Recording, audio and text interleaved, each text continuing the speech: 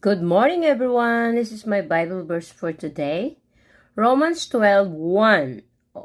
I beseech you, therefore, brethren, but by the mercies of God, that ye present your bodies a living sacrifice, holy, acceptable unto God, which is your reasonable service.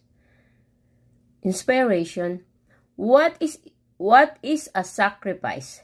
It is easy perhaps in our own lives to think of it as an act of limiting one's or freedom for someone else or otherwise some common good. Yet through Christ, through his teaching and ultimately upon the cross, we were shown a different interpretation of sacrifice as rather an act of love or of generosity.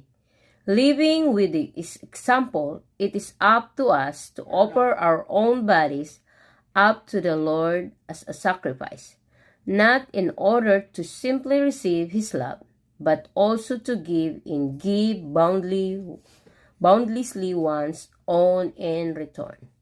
Prayer. Lord Almighty, thank you for the path you have shown me through your only begotten Son.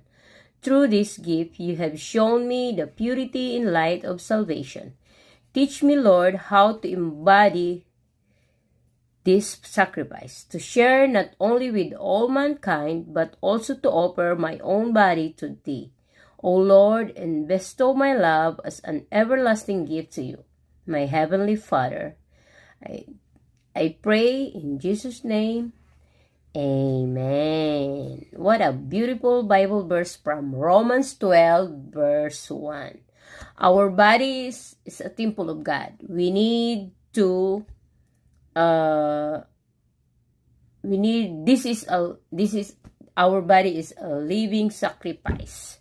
So we need to take care of our body. I need exercise, more exercise, and healthy food. God bless everyone. Always remember, Jesus loves you.